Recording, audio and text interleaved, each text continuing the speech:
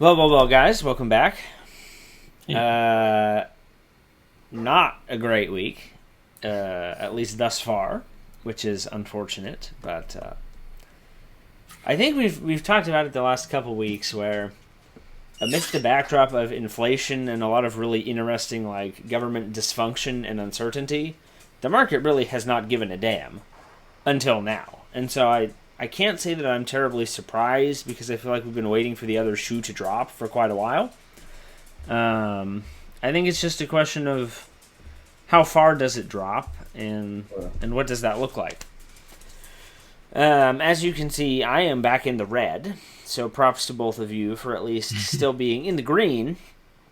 We'll start this week like we do every week. What's working and what's not? Spoiler alert, I'm in the red. Most things are not working. But what are we working with? What do you got? I've got pretty much everything working except for Bitcoin and Ethereum. Yep. Broke. Well, oh dang, they broke through the floor. I don't know. But yeah, so we did spend last week projecting that somewhere around 60,000 would be the new floor, and it currently sits at 59. So, so we'll see on that. Maybe we have to reevaluate. And then the gamble on Zillow is not exactly paying off. I'm down 5-ish% on it right now. Okay. So still some fallout probably from their whole iBuying snafu, but yeah. So maybe some of this also has to be current market conditions, right? It can't all be Zillow at this point. Yeah, that's true. But so maybe a little bit early on that, but again, I said it wasn't exactly a short-term gain, like a short-term play. So yeah, we'll have to see on those. But everything else doing pretty well. Callaway's up like 12%. I was gonna say their earnings report was extremely good. Yeah, I did see that. So good for you for not selling it. Bravo. Thank you. Just means it's going to be harder for you to decide when and if you want to sell it in the future because you thought you had come to the end of that journey and then it said, oh, but wait, there's more. Yeah, definitely. Excellent. Kyle, what's working? What's not working? Yeah, I guess Bitcoin's down a little bit. I guess it did break through the 60,000, or fall through, but overall, it's only down like a couple percentage points. So in the grand scheme of things related to it's not really monthly. It's not that bad. Yeah, Tesla is also down a little bit this month. Regressing, not regressing a little bit, but maybe coming off the high of finally exploding last month. But everything else is actually don't good. forget he's still doing dumb shit on Twitter with. Yeah, he's tweeting at Bernie Sanders and doing interesting stuff. But so that's not helping the price. But everything else doing pretty well. Modest gains from TSMC, Microsoft. How's Boeing doing? Isn't the Saudi International Air Show in Qatar or something this week? Yeah, Boeing's up 10%. So I guess whatever they reported I thought it would. They were kind of worried about no one buying their orders, but they must have got some good news. Or I guess they were down a bit, like a month or two ago, like 6 weeks ago, I think. So maybe this is just kind of people are saying it's not as bad as we thought. Yeah. Like overall, all time, I'm not actually like up on Boeing. I'm like barely up, I guess, a couple percentage points all time. So it's not, despite being up 10% this month, it's not exactly it's not like it's flying or anything. Shopify though is up almost 15% on the month. So that's almost. It was at all-time high earlier, I think earlier this week, like a day or two ago. So. I'm not really. That's the one I'm not really sure what I should do with right now. Maybe I should sell that. I'm not really sure if that continues, but holiday buying season is like right around the corner. So I would think to hold on to online shopping services, but I would think that would be a good call. Everything I'm seeing is start your holiday shopping early because the supply chain is disgusting, and so I would look for holiday shopping to be a longer window this year than probably we're used to seeing. Yeah, so I guess they partnered with Walmart and Meta, so Facebook. The company formerly known as Facebook. Yeah, that. So I guess Shopify's partnered with them now, so that might also be driving part of the part of the bump, I guess they'll be the provider for online retail services for those companies. Yeah. So people can sell theirs, like people who sell their stuff through Facebook probably technically use some form of Shopify. Probably. Yes. I saw a really entertaining spoof. I think it was the Department of Tourism for Iceland recreated the entire like Meta product release video, but as a commercial for the country of Iceland. It was very funny. Highly recommend to watch. But did they rename their country at the end? They did not, but they. See, it would have been funny if they had repitched Greenland as Iceland, or vice versa, or something like that. No, but they did a very nice job of like replicating how awkward Mark Zuckerberg was in that video. Like, look at our logo, and then like an outline of the country is like spinning in the corner, right? And there's this really weird pauses in a whole bunch of different places. It was funny. I, as a marketing person, thought it was really funny. I don't know if regular people who don't do advertising for a living would appreciate it, but I enjoyed it. I thought it was funny. As far as me, though, yeah, all the crypto stuff is down. I don't know what's going on with DraftKings, but it's not good. That's down 16% for the month, so that's really bad. Everything else, though, really isn't that bad. Canadian Solar's given a little bit back, but when you're down as much all time as I am, it really does, it doesn't hurt as much anymore. Commercial Metals is good. The British chip maker I bought a while back is good. LVMH is doing good. Chipotle Mexican Grill is positive. It's not exactly killing it, but at least for the month, it's positive. All time, I'm still down like a percentage point, but yeah, you win some, you lose some.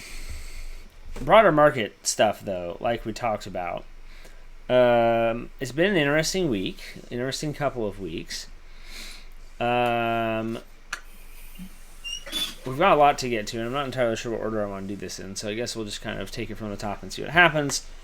Large news, potentially large in quotation marks, depending on who you subscribe to. The deal at the Climate Summit. We have a deal. Some people think it's a decent deal. Some people think it's a horrible deal. Bottom line, though, this is one of those things where no matter what type of deal is in place, somebody's always going to critique it. I personally wish it was a little stronger myself. But the reason that I bring it up within the context of the show, obviously this being an ESG-centric investing show, there's a lot of rumblings about this potentially creating some interesting market opportunities, A, for international stock, but B, for like carbon credits and emissions trading. Now, we're not going to get into how any of that works because that would take a couple of hours in and of itself. But, knee-jerk reaction, we have a deal in place to move towards more sustainable forms of energy. Internationally, do we think that there's more or less opportunity for that stuff than the domestic market, as far as stock trading is concerned? Oh, stock trading? Less. Less? Why do you think that? Because while I think there's more potential for like sustainable energy to have room to grow in developing countries, just because there isn't any, and they usually have actually access to resources that lend themselves to sustainable energy. Like, quite frankly, like it takes a lot of initial money to like get that started. I mean, like I guess if you have like a ton of money to burn right now, but like you got to put up all this infrastructure and stuff, I think it would be easier to do in a country that someone has already done some of the work of, building up infrastructure and things like that to deliver your sustainable power. Like, okay, like let's say I take the time to build a big water dam generator in country X, third world country X. Third world country X doesn't have like a power grid to distribute my power to the even like to a lot of nearby cities that can only power like maybe a small area, it's not really worth the time. Like I got to make my money back, I guess, by charging people for this power. So, or if it's going to be like a government thing and get funded by them, then I do have to build the infrastructure for like a whole country, and that sounds like a lot of work, I feel like. I mean, you're not wrong, but I feel like funding for those infrastructure projects is going to come from somewhere. And so again, kind of like we talked about last week with the domestic infrastructure bill, if you are interested enough to pay attention to where that money is going and who is getting the work, I feel like there has to be opportunity there. It's just a question of understanding the specifics of what is the upside of any one of these, specific things. Yeah, I guess you'd have to be. Well, I mean, like, not only do you, because like at first, like I feel like government work is all you're going to be able to get, because like the people in those areas, it's not like recreationally they care about using sustainable energy. They care about getting energy, probably at the cheapest price possible, which is going to be not your resource. Well, and most utilities are municipal anyway. Yeah, so like it would be, but I mean like.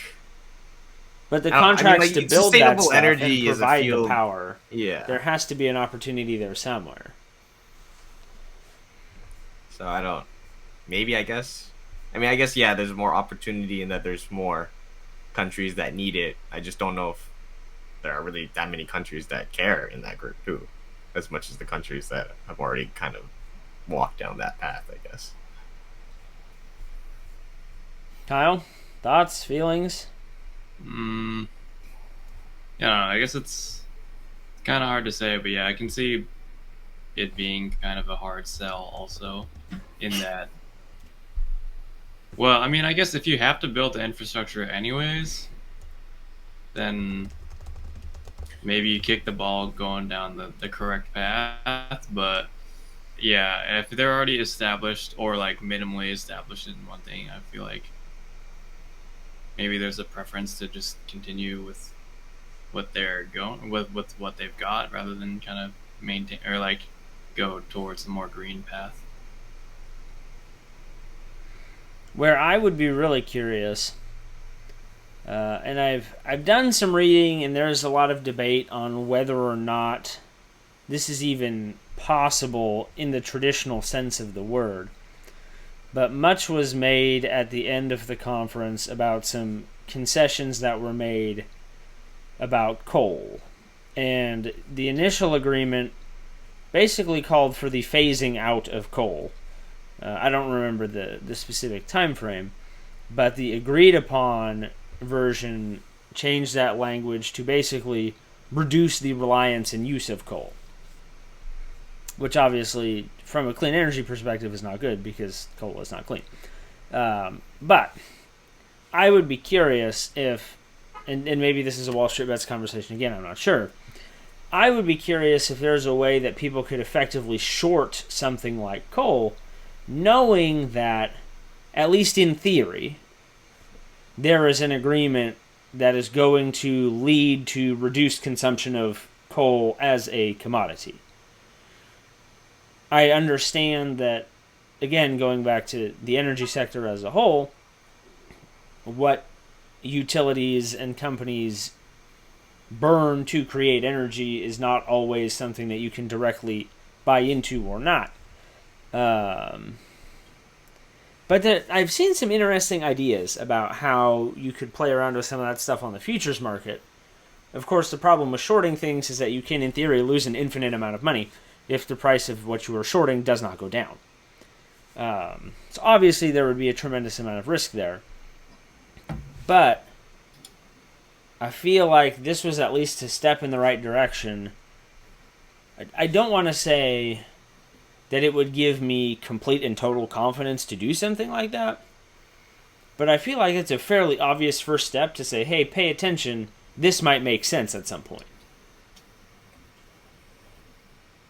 I mean, am I crazy? No, I think that's fair. I mean, if you think that I guess if you think that countries are going to become less reliant on coal, then it's like, I mean, the problem is like the plans like that though, like they the time frames they work on is so long. Like, okay, yeah. Well, and I you're feel like gonna it's a short do coal as I say, for, not like, as I do type of a thing to begin with. Like, we can say we're going to do something, but... I mean, like, what was the conference's time plan on that? Like 2040? Like, so are you gonna short coal for 2 decades? Like, how does that even work?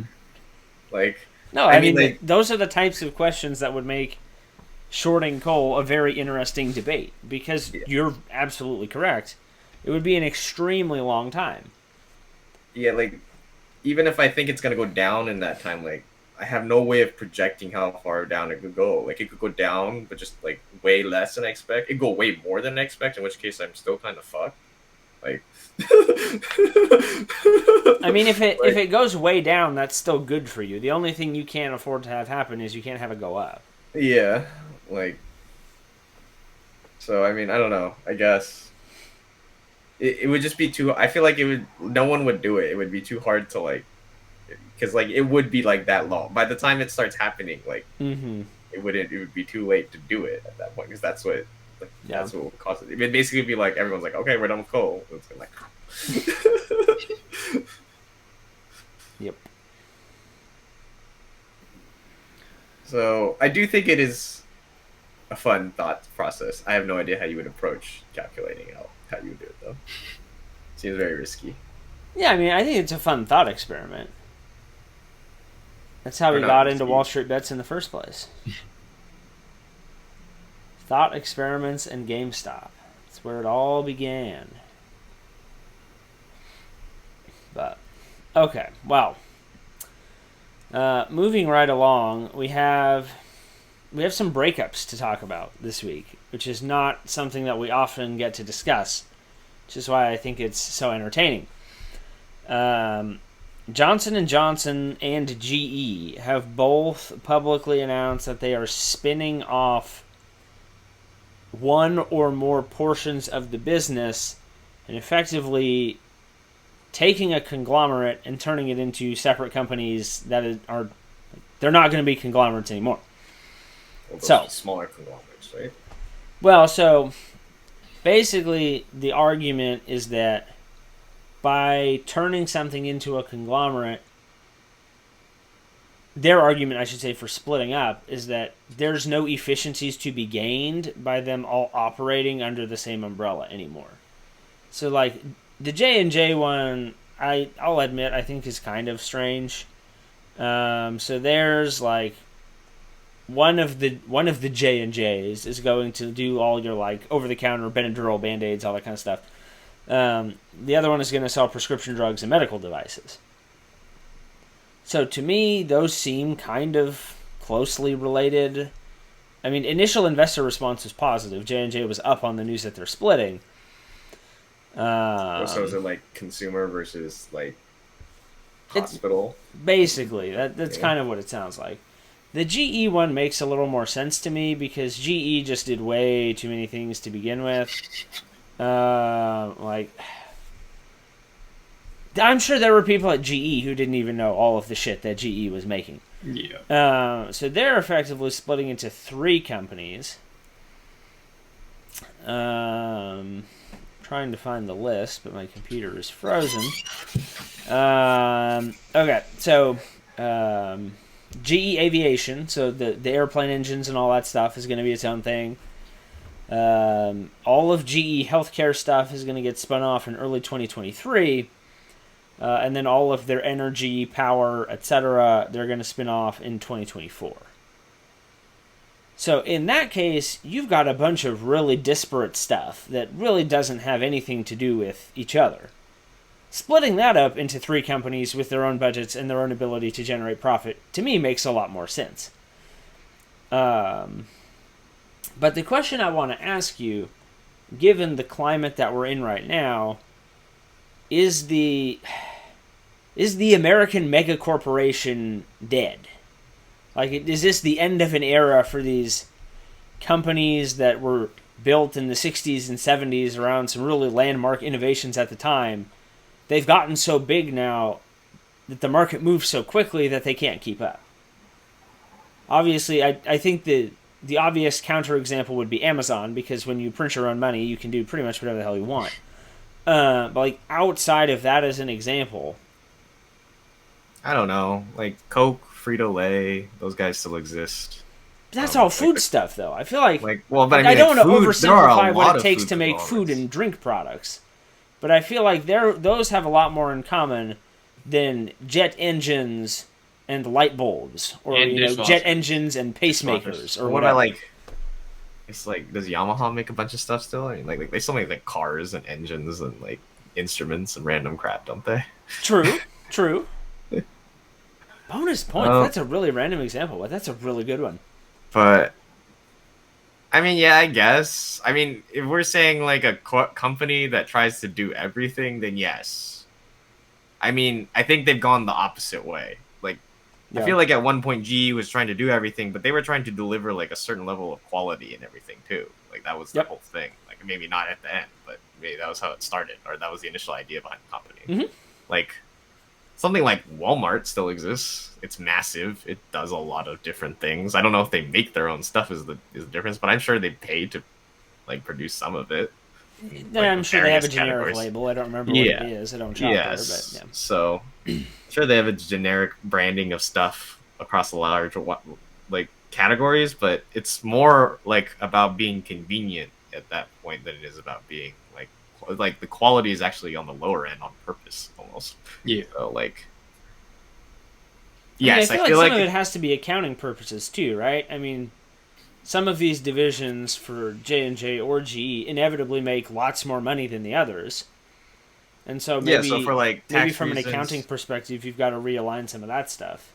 yeah, maybe for like tax reasons, it just makes sense for you to be like, well, I can declare losses on this company to offset, you know, gains on this company, like whatever. It's Like, very okay, possible. like I do think that yeah, okay. If you were to tell me you're gonna try to make a company today in the modern era that does many things very like fairly well, say that sounds like a hard ask, you know, like Yeah, it's a big ask, no question about it.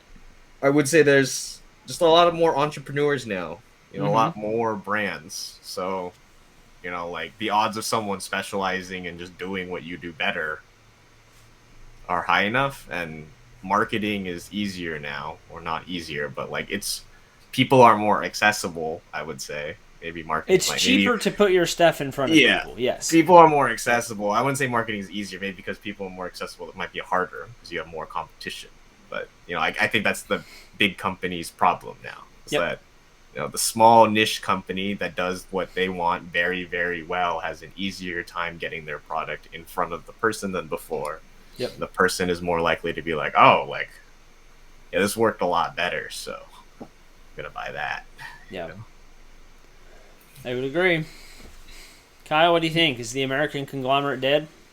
Well, I feel like in I guess those two situations, like it may be because those companies are so like they have such vast like differences in the products that they make. It might just be that it interferes with how well the company can expand or grow, like change directions. So I feel like maybe, Yeah. I don't know. Say for example, like the home appliance GE versus the airplane engine ones. Mm-hmm. It's like, hey, airplanes, like we want to go one route, and then home appliance is like, no, dude, like. I actually think they've already shut down their home appliance business, but that is an excellent example. Yeah, like differences in philosophy of R&D. Like for some company, like for some divisions, it's probably acceptable to take massive losses up front because Yeah. like after you're done with development, whatever the payoff is huge. Whereas other guys are like, no, like we need to be making Yeah. money fairly quickly Mhm. into our product cycle. Yeah. So like, Yep. you know, those are both acceptable strategies for different things. But if you have one company, you might have one set of executives making all of those decisions, and they might bias towards one or the other, and that might be bad for certain divisions Yeah. of your Yeah. company. I think just producing, like Jordan said, just like there's too much innovation. So producing something, I feel like takes a lot more effort. Like producing your own thing takes a lot of effort. So Well, and I think it's the future of a the question American of focus, right? Too. Well, yeah, I think the American conglomerate switched from someone that produces everything to someone that sells everything. Like you said, Amazon sells everything. They don't produce the stuff; they just sell it. We just Or, source. yeah, people. eventually we copy the popular stuff and get some company in China to shadily like produce it for us, and then we we'll make some Amazon basics, but like I mean that's kind of to an extent more like what Walmart does than is truly like producing a lot of their own stuff, and like like I feel like that is the future. Yeah, it's not the making of stuff; it's the providing the opportunity to purchase. Yeah, because to your point, right, it requires a lot more focus in a market that moves as quickly as this one to constantly be rolling out things to keep your product competitive. New features, updates, specific things to ward off people from going to a competitor. Like, all of that stuff requires a lot of time and attention.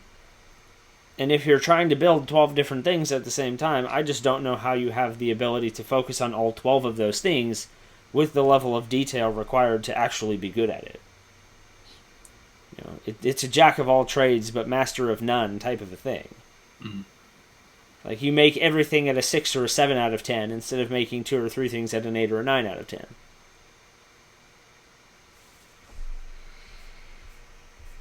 Okay, so we're all in agreement then that the American conglomerate, as perhaps we grew up with it, is definitely on the way out. Yeah, I mean, like, Sears is gone. It's not like hasn't been like like I feel like the department store is just like a physical conglomerate almost. Like, it's not popular anymore for a reason, I would guess. Yeah, I mean, unless you would call Walmart and Target department stores. I mean, like, even Costco sells a bunch of stuff now, like cars, like things. They do. Like houses. You can buy a house through Costco now. Like, what? Can you really? I think so. They have like a lot of random stuff. I might have lied about that last one, I guess, but we just actually signed up for a Costco card last week, so I've been exploring all of the wonders of Costco. It's glorious. I have not bought anything stupid yet, but nothing you ever buy from there is stupid. It's always necessary. Hey, you can get Kirkland golf balls. I've heard mixed things about the Kirkland golf balls only because they're good for a very specific type of player. Okay. And I'm just not that type of player. Like, I need spin in different clubs than what the Kirkland ball is going to give me. Mm-hmm. Yeah. But for the average recreational person who does not give a damn what happens to golf balls, I'm sure they're a great deal, and I'm sure they work very well. Yeah. Call me a snob if you must.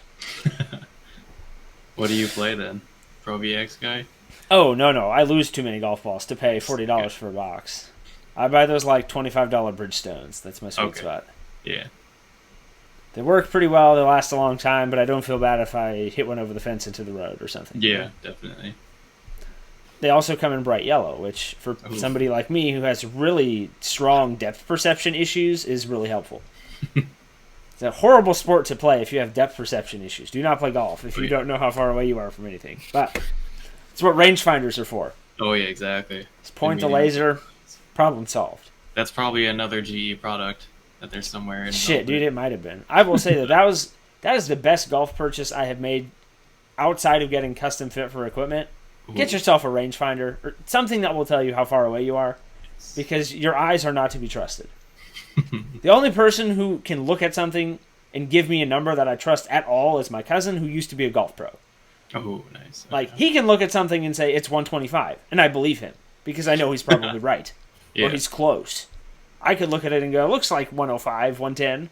Not close. Nice. Anyway. Speaking of shopping, though, and conglomerates and all of these other things that we were talking about, we're going to go to China now, because Alibaba and JD, which I'm admittedly much less familiar with JD than I am Alibaba, they had their equivalent of Prime Day, which is Singles Day, in sales. Are you ready for this number? Sure. $139 billion in sales. Jeez. I mean, have you guys like seen the pictures? No. Of, like, what the Chinese post office looks like, I guess? No. Like, after their big, like, holiday shopping sprees, it is wild. Like there is just like you can't even see warehouse. It's just boxes. Like people walking amongst like you're like literally walking in a canyon of shipping boxes. I like it's to the point where I'm convinced that there's no way anything ever gets sent on time. Like you must get like whatever was sent to you like months later. Like, there's no way. To be fair, this was over an 11-day period, but that's still an extremely impressive number. Yeah, it's wild to me. But I mean, like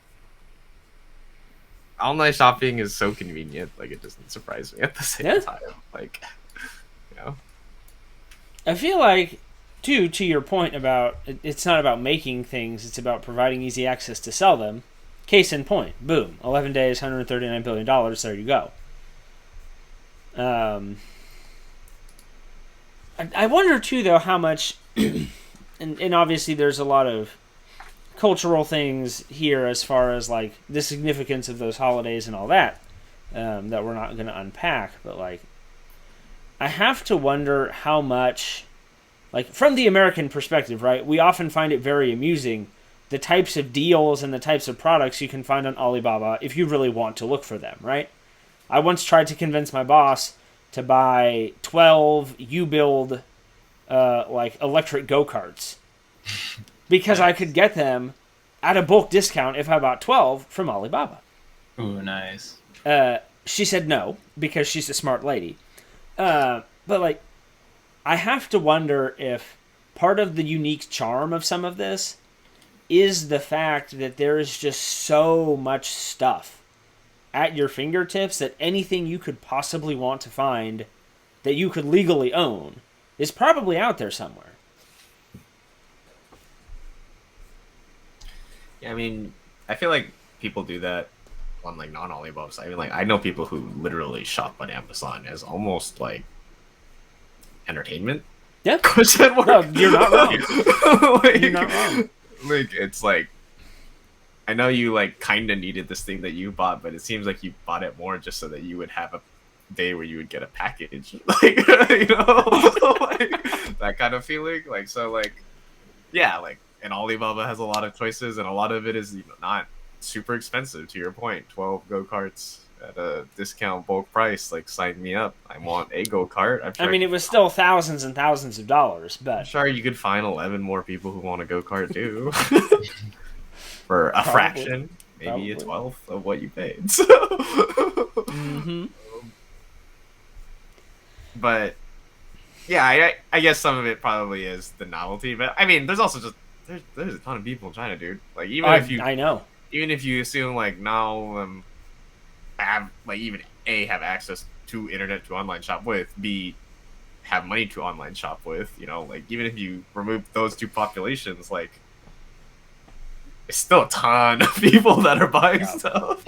Like, you know, like several United States, and that just that you know that's enough.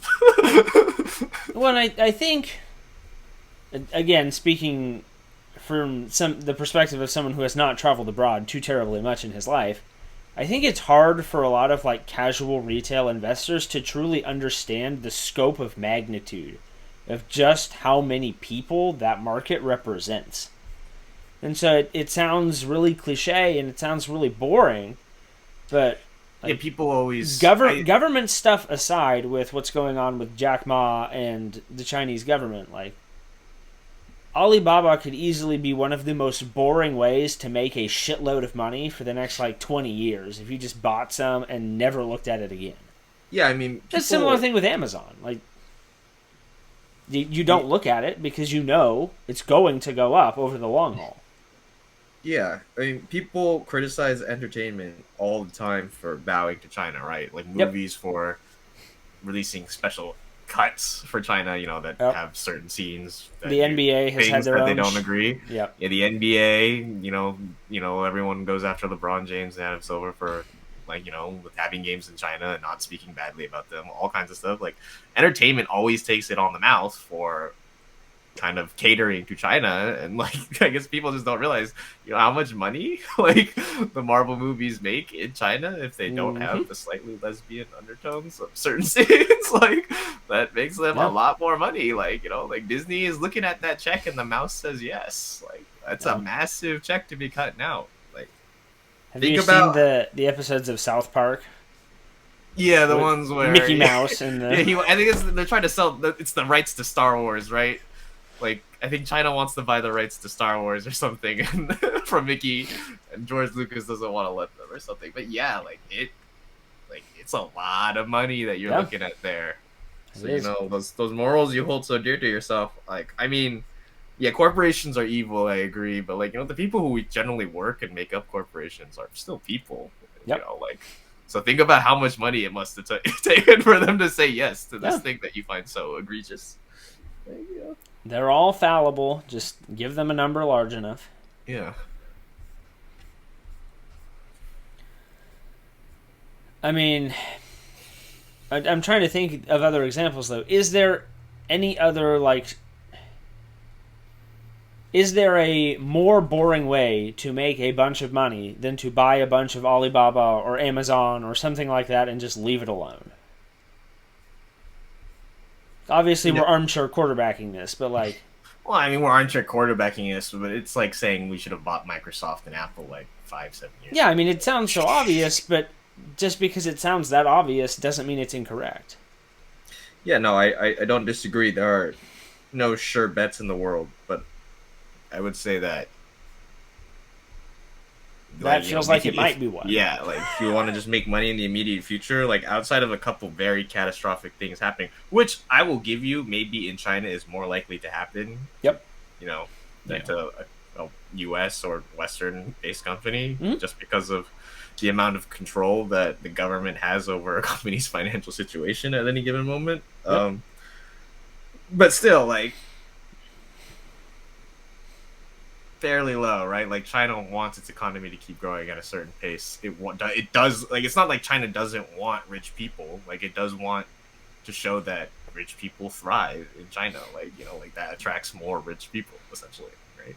You want to seem attractive to those kind of people, appealing.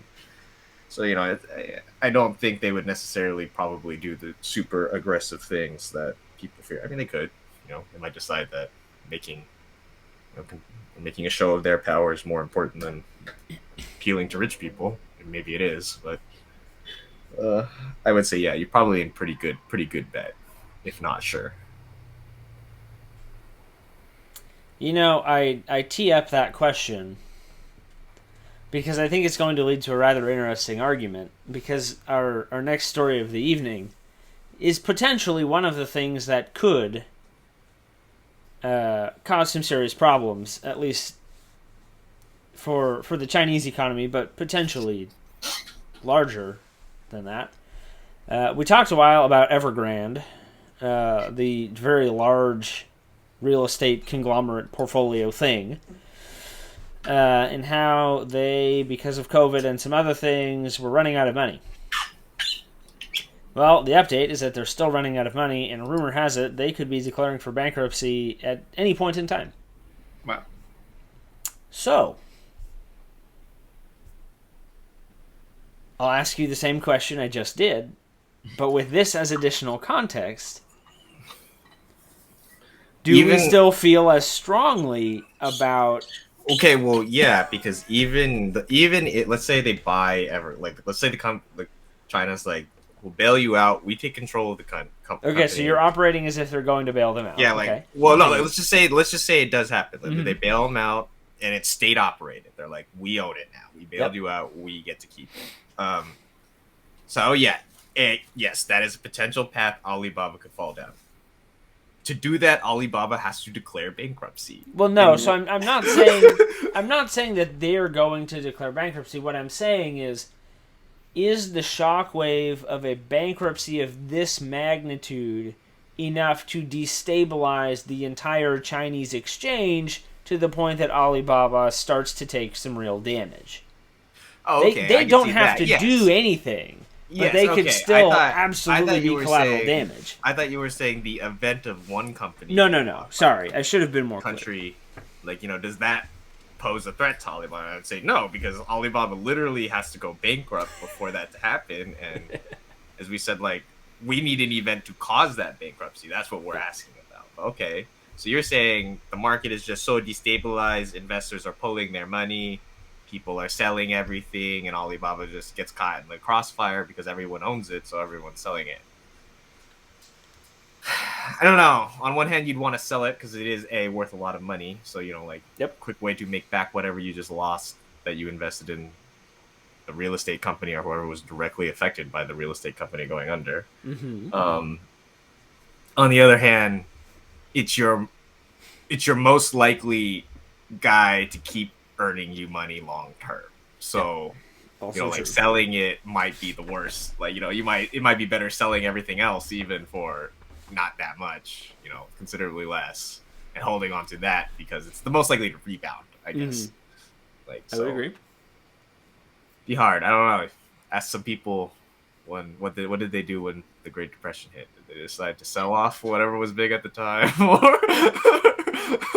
what was the strat then? I'm not sure, to be honest. I mean, if you owned Lehman Brothers, you didn't have a choice. It just disappeared. So yeah, I don't know. I think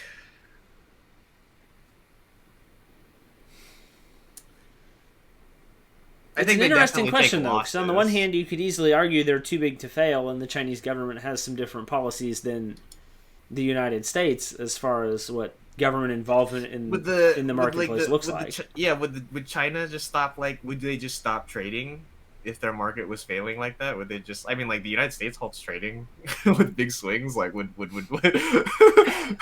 I think the problem with halting trading is that you can only do it for so long. Yeah, well, you can, but in China you could do it for a lot longer than you could do it here. You would get away with it. I don't think you could get away with halting trading for 3 weeks. I don't think that would work. Well, yeah, because at a certain point it's not just internal pressure, it's international pressure too, right? Because, it's not just your citizens are interested in your market or even the only ones investing in the market. So it's the other people are going to be hey, my fucking money is sitting here too. I'm going to start complaining to my government. Yep. That you are withholding my money illegally, right, or whatever. And so, that's not something you could do forever. But I am really curious to see what type of international impacts this has, though. If they do end up declaring for bankruptcy, I am very, very curious to see. Well, so everyone's known for a while that they're doing bad, though. Would it really change all them? How much in the situation really changes if they declare bankruptcy or not? Honestly. I mean, I'm not a bankruptcy attorney, so this is all conjecture based on the 2 summers I spent at the law firm that I did. It could still be fairly noticeable because the problem is that they would be forced to liquidate all of their assets in an attempt to pay off all of their creditors. I see. So they'd have to sell all the property that they've... So the question is, how many creditors do you have? In their case, a lot. And how much money can you get for the assets that you're able to liquidate? The other problem here, and I don't have the number in front of me, but if you own any type of international bond fund, if you own any type of international investment that has them in it, in any form or fashion, whether it's an ETF or a bond fund or something else entirely, that's a problem for you. And so you've got a magnitude of consequences that you're going to have to navigate. And I think the problem is that there's just so many variables at play that you can't easily forecast how much or how little damage there's going to be. So, I don't know. Could it be like a 2008 all over again? I guess. I mean, anything is possible. But we won't know. I would say I'm still on Alibaba's side. I mean, if it's big enough for Alibaba to fail, I feel like no matter what you invested in, you lost your money, so then you might as well not invest. Yeah, I mean, I don't think... Dude, in this specific example, to use the expression you used earlier, will they take it on the chin? Yes, probably. It's going to hurt for a little while. They will be fine. What I'm more interested in is A, what actually happens to Evergrande, and B, where are there any other ripples that we don't see yet, right? Because when it all went to shit in 2008, Lehman Brothers was first. They were not the last. And so, is there anything else that has yet to, come out of the woodwork that's going to either exacerbate these problems or create a brand new set of them? I'm sure there will. I'm sure, some massive property real estate company, you said, right? So, Yeah. liquidating all your assets means selling all of those things probably below market rate. They're not the only property management company. Suddenly has to compete with their biggest competitor selling off all of its properties at fractions of what it's worth. Probably not great for your company either if you were close to the edge. May also declare bankruptcy.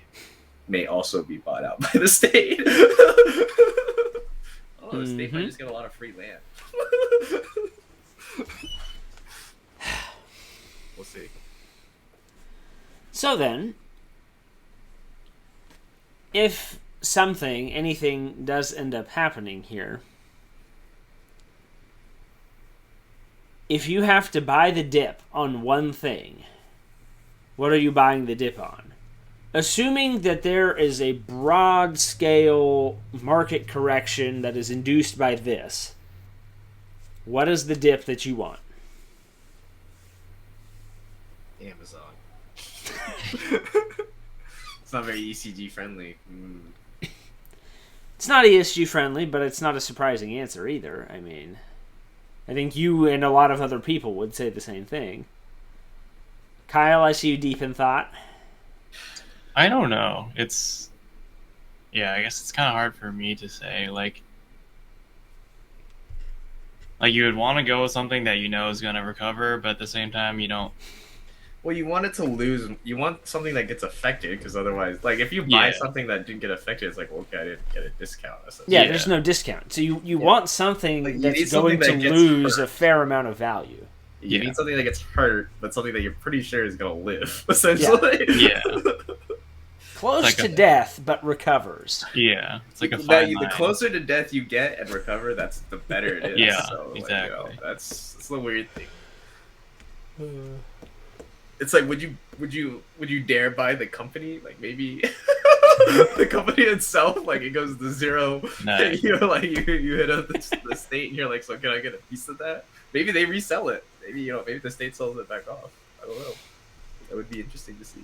I doubt it. I think they would want to keep it if they bought it, but they'll not. Yeah, I guess it's hard to say, like, what's gonna have its life flash before its eyes, but then still come back. Well, and in the case of, like, Kyle says Amazon, a global market correction doesn't mean that Amazon is going to have its life flash before its eyes, right? Yeah. It just means that there is enough negative external stuff going on that investor confidence in Amazon drops to the point that it appreciably affects the actual price of the shares.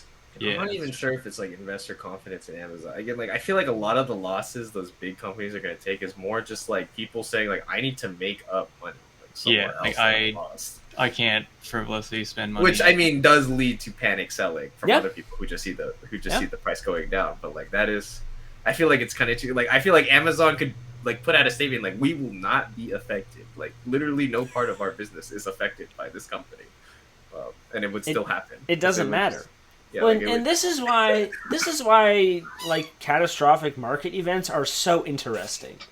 Like, if you look back at them from a historic's perspective, so many very, very strange and often completely irrational things happen in very, very short amounts of time. And yet,